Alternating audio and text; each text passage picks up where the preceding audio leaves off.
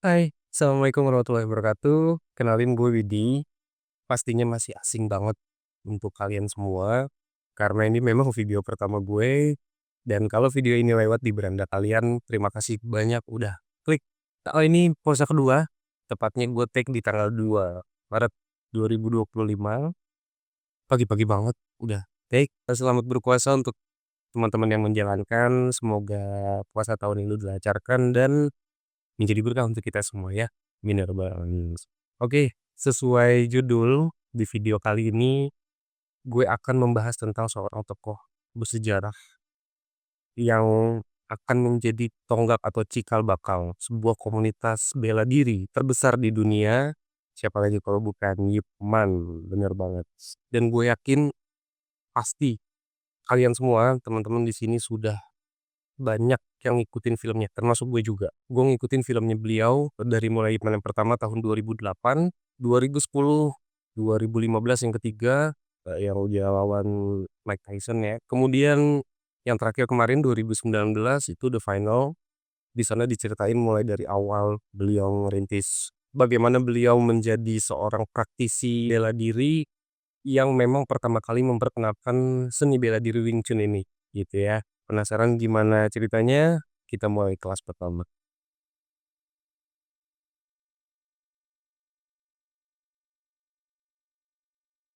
Ip Man atau Yip Man adalah seorang praktisi ilmu bela diri Cina yang pertama kali memperkenalkan serta mengajarkan langsung teknik-teknik bela diri Wing Chun. Dari sumber yang gue baca, praktisi adalah seseorang yang mengaplikasikan ilmu dan pengetahuan yang dimilikinya secara umum atau secara luas ya. Dari beberapa sumber juga yang gue himpun, yang berhasil gue cari selama riset tentang Ip Man ini sendiri. Ip Man atau Master Ip Man ini lahir di kota Foshan tanggal 1 Oktober tahun 1893. Dilahirkan dengan nama asli Ip Kaiman. Beliau adalah anak ketiga dari 4 bersaudara. Ayahnya bernama Ip Oidor dan ibu yang bernama Ang Sui. Ini gue sorry banget kalau misalnya ada pelafalan yang salah, gue minta maaf. Mungkin boleh dikoreksi untuk teman-teman yang lebih paham. Ayah dari Ikman ini sendiri adalah seorang kartawan ya, jadi memang basicnya businessman ayahnya. Dan ya bisa dibilang Iman pada saat itu lahir dan dibesarkan dari keluarga yang berkecukupan. Ayahnya Ip Oidor ini adalah seorang businessman atau hartawan yang memiliki banyak tanah yang disewakan atau diinvestasikan ke banyak pemilik bisnis. Jadi banyak orang-orang yang berdagang atau bisnis itu menyewa lahan dari tanah milik Ip Oidor atau ayahnya Ip Man. Nah, konon kabarnya dari beberapa sumber juga bisnis atau usaha milik ayahnya Ip Man ini atau Ip Oidor tersebar di jalan-jalan sepanjang dari Foshan sampai ke Hong Kong. Jadi memang dia bisa dibilang tuan tanah gitu ya. Nah, sebelum gue jelasin lebih jauh tentang Ip Man, gue jelasin juga sedikit tentang Foshan, kota kelahirannya Ip Man. Foshan ini adalah sebuah kota yang berada di tengah-tengah provinsi Guangdong, China atau Tiongkok, dan di abad ke-19 Foshan ini terkenal sebagai kota industri baja dan juga terkenal karena kebanyakan dari penduduknya ini berwirausaha sebagai pembuat keramik dan kerajinan logam di saat itu ya. Nah, Foshan ini juga lebih dikenal atau banyak dikenal oleh kalangan masyarakat di luar Foshan dan terutama di luar China sendiri ya. Ini sebagai rumah bagi para seniman kanton. Itu salah satu genre opera di Tiongkok dan ada juga seni bela diri Nanquan apa ya biasanya kita lebih familiar disebut wushu gitu ya, dan juga tarian singa. Ini pasti kalian masih banyak banget kita temukan di beberapa event-event Chinese ya. Itu apa coba? Ya, betul sekali, barongsai. Nah, itu dia. Jadi memang Foshan ini sendiri selain menghasilkan banyak kerajinan logam juga berpusat dari banyak seni. Banyak karya-karya seni yang dilahirkan dari kota Foshan itu sendiri. Berdasarkan informasi yang gue dapat ini artinya bukan secara langsung ya. Dari artikel yang banyak gue baca pada saat riset. Dari pendiri tradisional Ipman Wing Chun Indonesia, Bapak Martin Kusuma, yang mana beliau ini dapat kesempatan langsung diajarin oleh keturunannya Ip Man. Anak keduanya Ip Man yaitu Ip Ching. Teman-teman yang nonton filmnya pasti udah familiar ya. Jadi menurut Pak Martin, nah ini salah satu orang yang menyewa lahan bapaknya Ip Man atau Ip Oidor, ini adalah Chan Wah-sun. Yang mana Chan Wah-sun ini adalah seorang guru bela diri Wing Chun. Sebetulnya Ip Man kecil ini tumbuh sebagai anak kecil yang ya biasa-biasa aja, anak kecil yang normal di zamannya ya, pada saat itu di awal tahun 1900-an. Beliau mendapatkan pendidikan Konghucu dan ya bersekolah seperti layaknya anak-anak kebanyakan. Namun di tahun 1905 saat Ip Man kurang lebih berusia 12 tahun, beliau ini sering pulang telat, guys. Sering pulang terlambat dari sekolah untuk ke rumah. Jadi beliau sekolah di pagi hari, kemudian siang atau sore harinya beliau ini pulang ke rumah tapi sering telat sampai di rumah. Kenapa? Karena pada saat itu ternyata Ipman ini secara tidak sengaja menemukan Chan Wah-sun, si penyewa lahan milik ayahnya, Ip Oidor, sedang melatih atau mengajar beberapa orang muridnya di pekarangan rumahnya yang dia sewa ini itu bela diri Wing Chun. Jadi Ipman memperhatikan, oh sedang ada yang latihan di situ. Di antara muridnya ini adalah putrinya Chan Wah-sun sendiri, yaitu Chan Yumin dan Ong Chung So. Yang mana dua orang murid atau putrinya Chan Wah-sun inilah yang nantinya akan menjadi gurunya Ipman di kemudian hari. Dari hari ke hari, Ip Man kecil ini sering memperhatikan orang-orang atau murid-murid ini sedang berlatih ya. Jadi beliau mengendap-endap dan sambil ngintip-ngintip. Wah, dia lagi latihan itu setiap hari. Memang tidak dijelaskan, gue tidak mendapatkan informasi berapa lama Ip Man memperhatikan Chan Watson dan murid-muridnya ini. Itu tidak gue temukan. Mungkin teman-teman ada yang tahu boleh nanti ditambahkan ya. Sampai suatu ketika, pada saat Chan Watson sedang asik melatih murid-muridnya di tempat yang sama, Ip Man mendatangi beliau, menyampaikan maksud bahwa Yitman ingin bergabung ke perguruan bela dirinya ini. Di saat itu, Chen Osun galau, ternyata guys. Chen Osun tahu bahwa ternyata Yitman ini adalah anak yang bisa dibilang fisiknya lemah, jadi sering sakit-sakitan dan lain sebagainya. Tapi di satu sisi, Chen Osun juga nggak enak, ada perasaan, aduh, ini kan anak dari pemilik lahan yang dia sewa ya, anaknya Ip Oidor. Di situ ada dilema dari Chan Wasun, apakah ingin menerima Ipman sebagai muridnya atau enggak. Di saat itu, Chan Wasun punya siasat. Tiba-tiba dia kepikiran, oke, kau boleh bergabung dengan perguruanku asalkan kau harus membayar lebih besar dari murid-murid yang lain. Pada saat itu diketahui Chan Wasun meminta Ipman untuk membayarkan biaya perguruan bela dirinya sebesar 20 ons perak murni guys. Yang mana jumlah ini jauh lebih besar dibandingkan murid-murid Chan Wasun yang lainnya, yang mana hanya dikenakan biaya sekitar 20 tael saja. For your information guys, jadi tahil atau tael ya, gue juga tadinya bingung. Tael itu apa? Gue pikir typo dari artikel yang gue baca, tapi setelah gue baca beberapa sumber, ternyata memang itu namanya tael atau tahil yang senilai dengan beberapa gram perak. Jadi satu tael itu senilai beberapa gram perak aja gitu. Nah, besaran itu diminta Chan Watsun dengan harapan Yiman ini nggak sanggup untuk memenuhi pembayaran itu.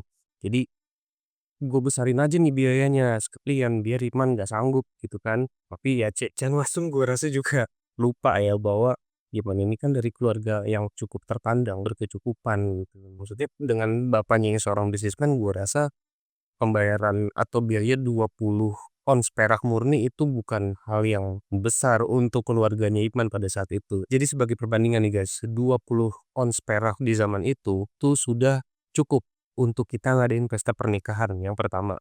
Yang kedua, itu sudah cukup untuk kita kalau kita mau buka toko kelontong kecil-kecilan ya. Mungkin kalau zaman sekarang itu warung, mungkin ya. Dan yang lebih fantastis lagi, 20 ons perak murni ini cukup untuk kita bisa beli rumah, satu unit rumah. Ini gue nggak tahu apakah rumah yang dimaksud ini rumah mewah. Gue nggak menemukan banyak literasi apakah rumah yang dimaksud di sini rumah biasa, rumah kecil-kecilan, atau rumah di komplek, atau rumah mewah gitu ya. Tapi cukup memang untuk membeli satu unit rumah pada saat itu, 20 ons perak murni.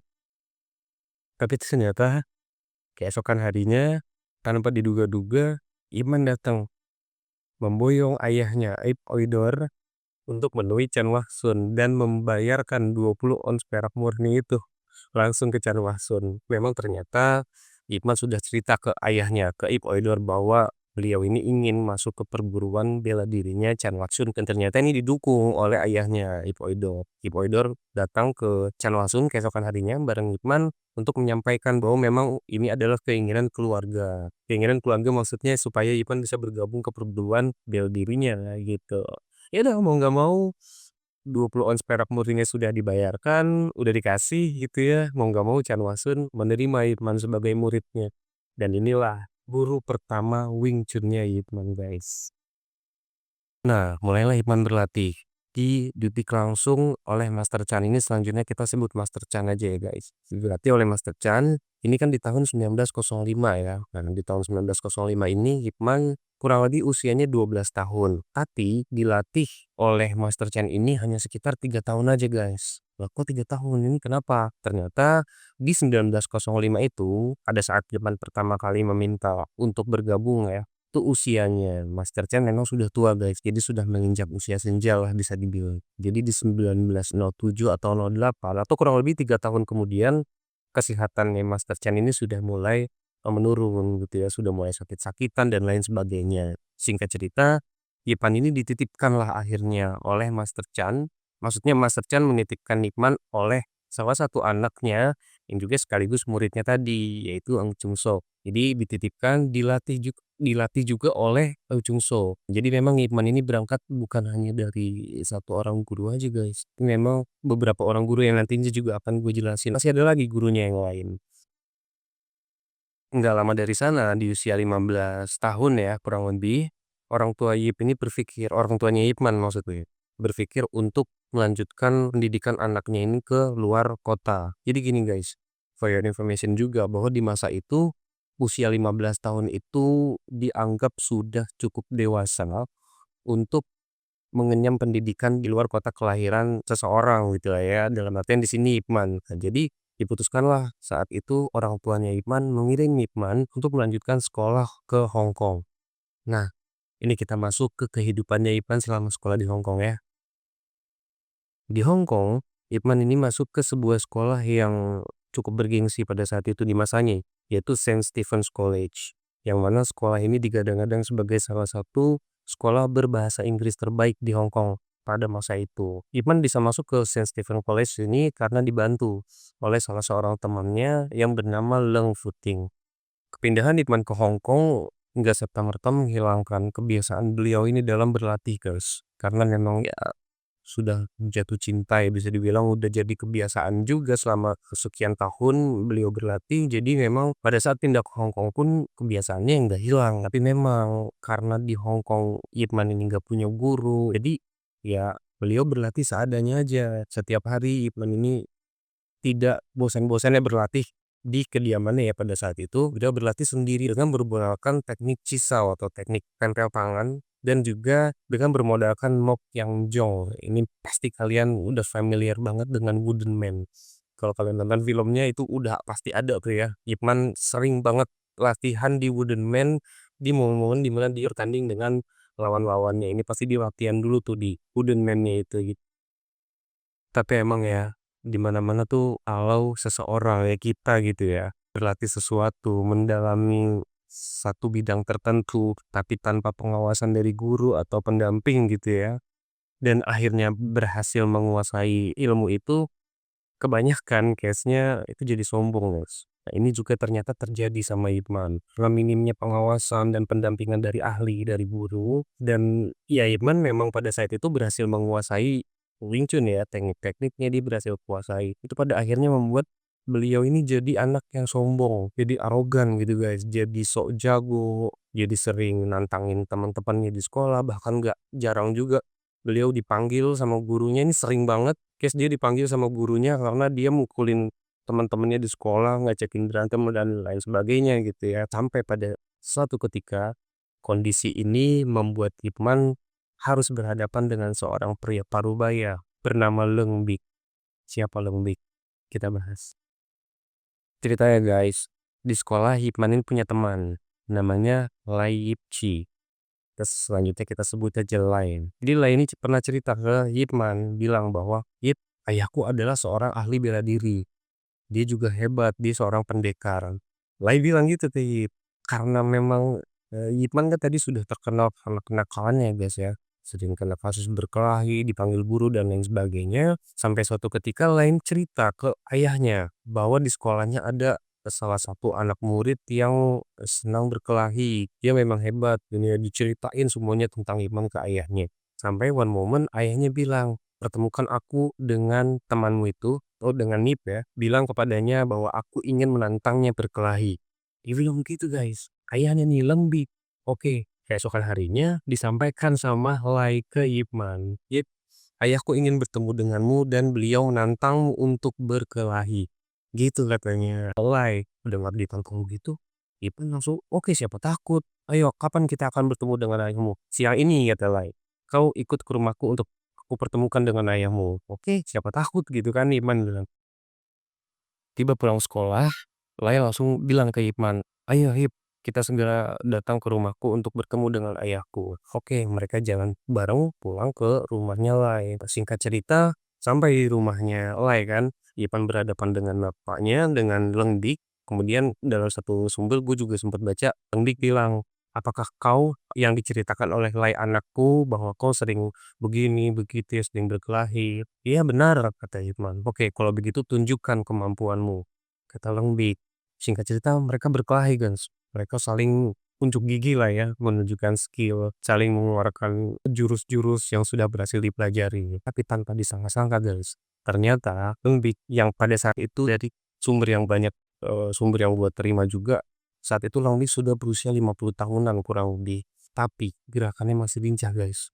Masih lincah, masih hebat banget dan berhasil membuat Kidman sempat kewalahan juga di saat itu. Dan dikutip dari buku yang berjudul The Weapons of Wing Chun, karya Samuel Kwok.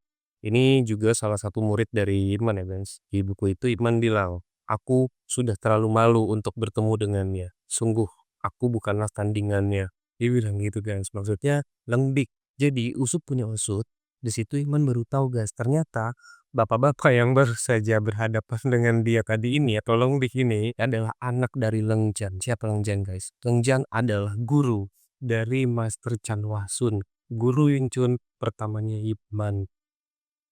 Ip Man yang mengetahui hal itu nggak mau menyanyiakan kesempatan dong. Langsung Ip Man meminta Lengbik untuk mengangkat menjadi murid dan Lengbik pun menerimanya dengan senang hati. Gitu guys. Seperti yang gue sampaikan tadi, Ip Man berangkat dari beberapa guru yang berbeda-beda. Bukan hanya dilatih dengan satu guru aja. Bahkan guru pertamanya dengan selanjutnya atau Lengbik ini masih satu, mungkin bisa dibilang satu perguruan ya. Karena dia memang dilatih oleh orang yang sama yaitu Lengjan atau ayah dari Lenggi. Oke, sekarang kita masuk ke turning point atau titik balik seorang Ip Man menjadi Grandmaster Wing Chun guys. Tadi kalian masih inget nggak di tahun berapa Ip Man memulai belajar Wing Chun? Itu di tahun 1905 atau di usia 12 tahun ya kan. Sampai sebelum dia akhirnya pindah ke Hong Kong untuk melanjutkan pendidikan di Saint Stephen's College di 1908. Benar kan? Tadi usia 15 tahun ya. 9 tahun kemudian, sekitar tahun 1917, Shipman memutuskan untuk kembali ke kampung halamannya guys, ke Foshan. Balik ke Foshan, ya karena memang pendidikannya mungkin sudah selesai juga, dan ya, karena kerinduan mungkin ya akan kampung halaman, ya Shipman kembali ke Foshan. Namun, dengan aset yang masih ada milik ayahnya dan sepeninggal ayahnya atau Ip Oider ini wafat, Ipman memutuskan untuk menjual seluruh aset milik ayahnya ini dijual semuanya dan beliau memutuskan untuk tidak melanjutkan bisnis ayahnya. Loh kok gitu? Kenapa? Padahal kan dengan aset tanah, properti yang sedemikian banyaknya, itu bisa jadi lahan bisnis yang baik untuk Ipman ya sebetulnya pada saat itu. Tapi Ipman memutuskan untuk tidak melanjutkan bisnis ayahnya dan menjual semua aset-aset tersebut dikarenakan Ipman ingin mendalami seni bela diri Wing Chun. Itu tadi yang gue sampein ya, karena memang kecintaannya terhadap Wing Chun yang memang sudah mendarah daging di beliau gitu ya. Jadi Ipman memutuskan untuk gue mau mendalami Wing Chun aja dan juga ingin membangun reputasi Wing Chun di mata para pendekar-pendekar atau seni bela diri lain. Ya pada saat itu memang sempat meng-underestimate Wing Chun di Foshan ya guys. Jadi ya lebih baik gua memperbaiki situasi ini ketimbang harus melanjutkan bisnis bokapnya. Devotion ini juga lah guys, Iman bertemu dengan pujaan hatinya yang merupakan seorang putri dari Tuan Tanah juga ternyata. Kalau kalian nonton filmnya, pasti tahu nama istrinya Iman. Siapa coba? Betul, Cheng Wingsing. Nah, jadi Iman bertemu dengan Cheng Wingsing di Foshan dan akhirnya dinikahi oleh Iman. Setelah menikah, mereka dikaruniai 4 orang anak. Ternyata ada 4 anaknya. Ini juga gue beritahu. Ternyata dari hasil pernikahannya Iman dengan Cheng Wingsing, mereka punya 4 orang anak. Padahal yang diceritain di film cuma dua, yaitu Ip Ching dan Ip Chun. Sorry, Ip Chun dulu, baru Ip Ching. Ternyata ada 2 orang anaknya lagi, yaitu perempuan guys. Jadi mereka punya 2 orang anak laki-laki dan 2 orang anak perempuan. Yang anak perempuannya ini bernama Ip Ngasum dan Ip Ngawun. Sorry kalau gua ada misspell ya. Kenapa tidak diceritakan di film? Setelah gue cari-cari tahu ternyata 2 anak perempuannya Iman ini tidak berkecimpung di dunia seni bela diri guys. Oleh karenanya memang tidak terlalu diekspos di film-filmnya beliau, di biografinya juga.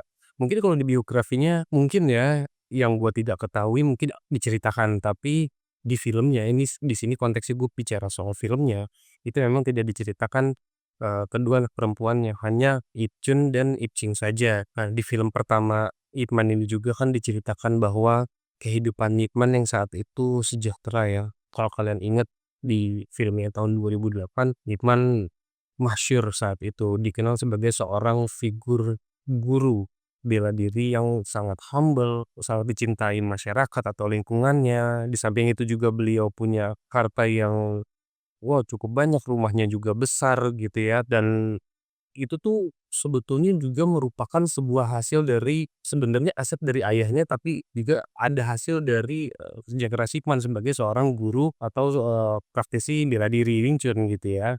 Namun guys, kondisi yang menyenangkan dan sejahtera ini itu tidak berlangsung lama karena tepat di tahun 1937 situasi geopolitik di Cina ini berubah drastis. Ini pasti kalian tahu apa sebetulnya bukan cuma di China aja ya, di Indonesia juga. Karena di tahun-tahun itu terjadi sebuah perang besar yaitu Perang Dunia Kedua yang terjadi antara blok poros dan blok sekutu. Jadi ini berdampak ke banyak banget wilayah bahkan hampir seluruh dunia around the globe. Salah duanya Indonesia dan China ya. Jepang menduduki Cina waktu itu yang mana akhirnya membuat Iqman di masa itu harus bertaruh harta gitu ya. Karena rumahnya Iman yang besar dan bagus ini direbut paksa oleh pihak Jepang guys. Setelah Jepang menduduki China, Jepang berhasil merebut banyak aset milik masyarakat China pada saat itu. Terlebih Foshan ya maksudnya di sini. Menurut World of Martial Arts karya Robert Hill, pada saat itu pihak Jepang tuh mengetahui bahwa ada seorang warga Cina pada saat itu warga Foshan yang seorang ahli bela diri guys. Sementara Jepang mencari Ip Man pada saat itu. Sudah tahu nih ya namanya Ip Man, beliau seorang praktisi bela diri dan memang ahlinya gitu. Dari Kekaisaran Jepang saat itu memerintahkan pasukan untuk mencari Ip Man. Singkat cerita Ip Man bertemu dengan tinggi-petingginya Jepang yang pada saat itu ada di Cina ya, menduduki Cina. Ada tawaran untuk Ip Man melatih tentara-tentara Jepang, melatih Wing Chun. Tapi dikatakan pada saat itu di buku itu Ip Man menolak untuk melatih tentara Jepang dan lebih memilih untuk mengungsi ke salah satu rumah muridnya ya yang berada di desa di luar kota Foshan. Setelah masa kependudukan Jepang berakhir, jadi setelah Jepang menyerah gitu ya guys, dan kembali ke negaranya, Iman nggak bisa langsung mengambil aset-asetnya yang sebelumnya direbut sama Jepang. Kenapa?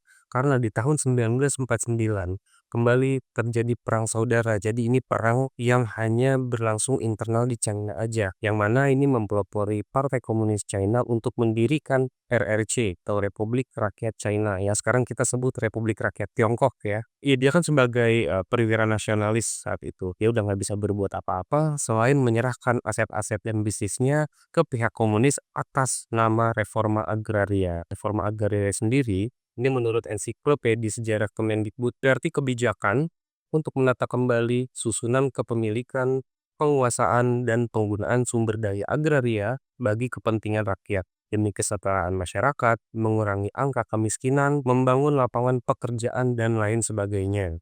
Nah, karena memang beliau ini udah nggak berdaya gitu ya di Foshan, sudah nggak bisa apa-apa lagi lah gitu bisa dikatakan begitu ya. Akhirnya Iman memilih kembali ke Hong Kong, hijrah lagi dia ke Hong Kong. Nah, setibanya di Hong Kong, Ip Man kebingungan karena beliau saat itu udah nggak punya keahlian apa-apa selain hanya Wing Chun aja. Tadi bisnis dari ayahnya, aset-aset ayahnya dijual, nggak dilanjutin sama dia.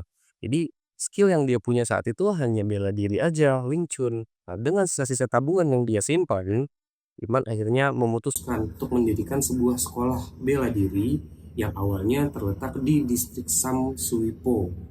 Oke, nah kemudian pindah ke distrik Yau Mate. Nah, di sini guys, cikal bakal Ip Man memiliki seorang anak murid yang sangat hebat, sangat bertalenta, sangat berbahaya juga, dan sangat terkenal di dunia seni bela diri yang gue yakin kalian pasti tahu ini genrenya action. Beliau ini juga salah satu legend di film-film action. Beliau punya banyak film khusus untuk dia sendiri, salah satunya Fist of Fury. Siapa coba? Betul guys, namanya adalah Lee Jung Fang atau Lee Zenfan, atau yang publik lebih kenal dengan Bruce Lee. Oke guys, sekarang kita masuk ke segmen terakhir, yaitu akhir hayatnya Ip Man. Nah, untuk Bruce Lee ya nanti kita bahas sendiri karena itu bakal panjang dan seru banget juga. Gue akan bikinin insya Allah satu dedicated video khusus untuk kita bahas Bruce Lee ya. Nah jadi guys, dari sekian banyak artikel yang berhasil gue baca saat gue riset tentang Ip Man, gue menemukan sebuah fakta bahwa sekitar tahun 1955 Ip Man ini sempat punya satu hubungan gelap gitu guys dengan seorang wanita yang diketahui bernama Shanghai Po. Sebetulnya nama Shanghai Po ini begitu awal gue baca dan gue dengar nama Shanghai Po gitu ya, gue pribadi kayak gue pernah baca di mana atau gue pernah dengar di mana ya nama Shanghai Po ini, tapi gue nggak berhasil nemuin. Nah mungkin kalian teman-teman yang pernah tahu sejarahnya atau siapa sih Shanghai Po ini boleh komen ya di bawah. Gue penasaran banget sih jujur karena nggak asing, familiar banget namanya. Ipan awalnya jelas ngumpetin hubungan ini ya dari keluarganya, dari anak-anaknya khususnya, disembunyikan. Baru sampai akhirnya di tahun 1960 saat istrinya Cheng Wing-sing ini wafat, Ipan berterus terang ke anak-anaknya bahwa memang beliau ini punya hubungan dengan seorang wanita ini bernama Shanghai Po. Lalu diperkenalkan juga si Shanghai Po ini ke anak-anaknya. Ada kabar juga yang menyebutkan bahwa kehidupan Ip Man dari mulai dia hijrah ke Hong Kong, mungkin ya, karena kalau dari awal enggak sih gue rasa, tapi dari saat dia aset-asetnya tadi ditarik atas nama reforma agraria tadi ke komunis, dia kan hijrah ya ke Hong Kong. Nah dari saat itu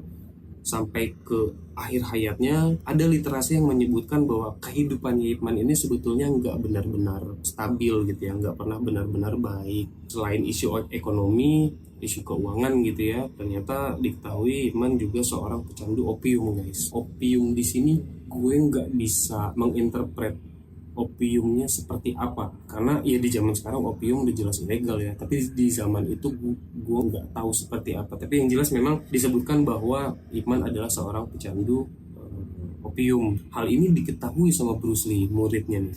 Nah, karena keprihatinannya Bruce Lee terhadap gurunya, akhirnya mendorong Bruce untuk mendirikan sebuah perguruan, sebuah asosiasi yang bernama Wing Chun Athletic Association yang juga berlokasi di Hong Kong gitu guys. Bruce mendirikan asosiasi ini berharap ya bisa membantu sedikit lah gitu ya, bisa membantu perekonomian gurunya yang mana saat itu memang bisa dibilang terpuruk banget gitu ya, karena memang saat itu Bruce juga sudah terkenal loh guys. Saat itu Bruce Lee sudah banyak membintangi film, juga sudah jadi ahli bela diri, jadi memang ya bisa dibilang sudah kaya raya gitu ya. Bruce Lee mendirikan perguruan ini bisa dikatakan sebagai balas jasanya Bruce Lee terhadap gurunya, yaitu Ip Man. Gue nggak dapat banyak informasi seputar perguruan Wing Chun Athletic Association ini, tapi yang jelas sekolah ini berjalan lancar sampai akhirnya di tanggal 2 Desember 1972 atau sekitar 5 tahun dari perguruan ini berdiri gitu ya guys. Akhirnya sang Grandmaster Ip Man mengembuskan